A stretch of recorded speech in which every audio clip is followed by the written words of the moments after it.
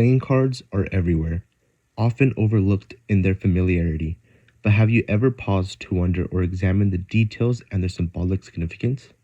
Ever thought about how the King of Hearts is the only one in the suit without a mustache? In the world of said playing cards, the King of Hearts stands out among the rest. Nicknamed the Suicide King, he has a piercing gaze and mysterious smile. He has captured the imagination of card players and artists alike for centuries. In this visual journey, we'll explore the origins, history, and significance of this iconic specimen. Playing cards were invented by the Chinese before AD 1000. They reached Europe around 1360, not directly from China but from the Mamluk Empire of Egypt. The Mamluk suits were goblets, gold coins, swords, and polo sticks, different from what we know now as hearts, diamonds, spades, and clovers. Our modern playing cards come from an archaic pack of cards made by Pierre Marechal in Rouen, France in 1567. The cards were produced for export to Britain during a time where England banned the importation of cards. English merchants had bought them illegally for re-export to other countries. English printers have been shown to have used Marechal's face cards as inspiration for their own, becoming the standard motifs still used in many modern decks. With any face playing card, it typically features intricate artwork or designs, including the suit symbol, hearts, diamonds, clubs, spades, the rank, number or letter indicating the card's value, and decorative elements such as patterns, borders, or illustrations. The designer of a playing card deck has to consider the aesthetic, color, and typography of the card design. Traditional decks often use a combination of red and black, but for decks in, say, a collaboration with something, have much more to consider. The back of a playing card often features a decorative pattern or design that is consistent across all cards in the deck. This design is typically symmetrical to prevent players from identifying cards based on their backs. Playing cards primarily came from polishing a blank card slate, smoothing it, and then painting a face on it, making it a miniature portrait. These were made with inexpensive material such as pasteboard, which is composed of several pieces of paper glued together. One of the earliest known portraits on a playing card is of Jane Pemberton Small by German artist Hans Holbein. With the rise of its popularity in the 16th century, it was inevitable historical figures would be depicted with this trend. Enter Charlemagne, also known as Charles the Great. He was a medieval ruler who reigned over the Frankish Empire from 768 to 814 AD. He is widely regarded as one of the most important figures in European history due to his military conquest, political achievements, and contributions to the cultural and intellectual revival, known as the Carolingian Renaissance. Legend has it that Charlemagne's knights were suspected of treason. To test their loyalty, he devised a banquet where each knight drank from a cup containing a hidden dagger. The king watched intently, waiting to see if any would turn against him, yet none did. This symbolized loyalty unto death. Over the vast amount of years that have gone by, this tale became intertwined with the King of Hearts, giving rise to the legend of the Suicide King. French designs in the 1500s depicted him with a dagger, forever immortalizing his loyalty unto death.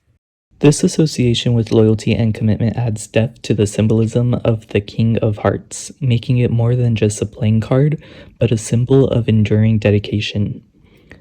When you think of the word king, most think of a powerful and symbolic man that represents authority, leadership, and sovereignty.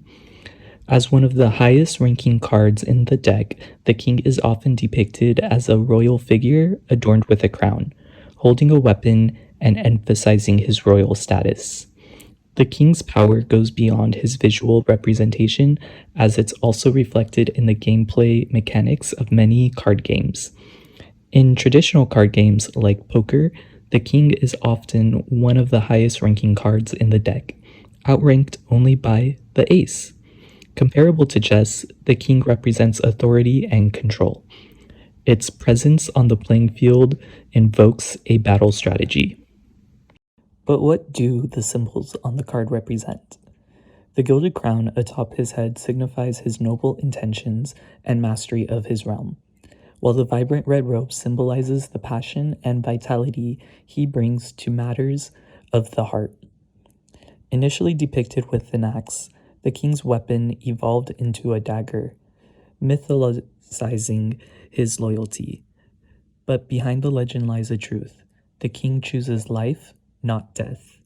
His throne represents solid foundation and achievement, earned through mastering relationships and emotions, and his calm expression speaks volumes of his maturity, stability, and compassionate rule. So, the next time you hold the King of Hearts in your hand, remember the centuries of history and symbolism it carries. Beyond a mere card game, it's a testament to loyalty, compassion, and the enduring power of the human heart. Chess, a timeless game of strategy and intellect. Most would say is traced back to ancient India. Scholars believe it originated from a game called Chaturanga, which symbolized the battle formations of India's armies. Chaturanga, with its 6 distinct pieces, laid the foundation for the game we know today as chess. As it spreads to Persia, it evolved into Chaturang, where the pieces took on new names and identities. The first of these names are the Shah, Wazir, Pil, Asp, Rok, and Piade. The Persian expression Shahmat, meaning the king is dead, gave rise to the term checkmate. With the Muslim conquest of Persia, chess transformed into shatranj, adopting abstract pieces due to Islamic beliefs. These pieces spread across Asia and Europe, leading to the game's global popularity. Nathaniel Cook was the designer of today's modern set of chess figures called the Staunton chess set.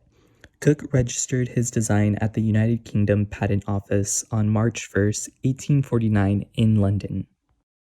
Chess pieces varied in material and design, reflecting cultural diversity, from white ivory in India to walrus ivory in Scotland.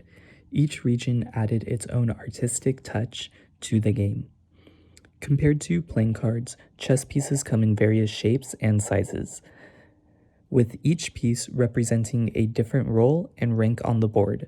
The king is typically the tallest piece, symbolizing its importance, while the pawns are the smallest but most numerous. Other pieces have their own unique shapes and sizes that distinguish them from one another.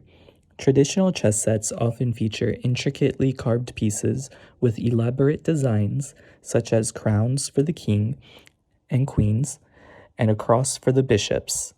These details add visual interest and character to the pieces.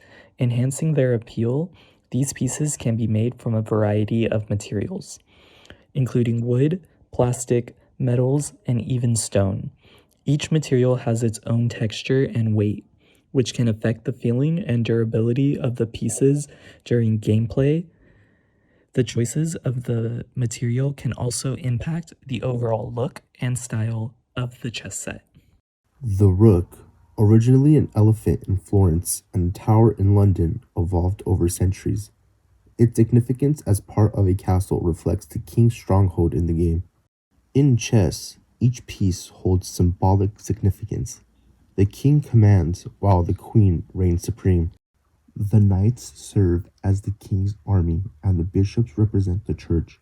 The king is the central figure of his own game. He is situated at the heart of the player's strategy as they must protect their king while aiming to capture the opponents. Unlike the King of Hearts, this king must play defensively the entire match. The king is supposed to symbolize authority and leadership on the chessboard, maintaining control and dominance as a real king would over its kingdom. The king has limited mobility compared to other pieces, only able to move one square horizontally, vertically, or diagonally per turn. The king's role becomes more active in the endgame as it often plays a crucial role in executing checkmates or defending against opponent threats. The king is significant in shaping the game's outcome, even in seemingly dire situations. 十分。キングから And then there are the pawns, the common man navigating life's challenges step by step, just as they inch forward on the chessboard. These games are full of strategy, history, and symbolism, which continues to captivate minds across the globe. There are a lot of interesting similarities between chess pieces and playing cards, despite their different forms and functions. And as we play, I hope in the back of your head, you can remember the various cultures and traditions intertwined into its creation and each move you play.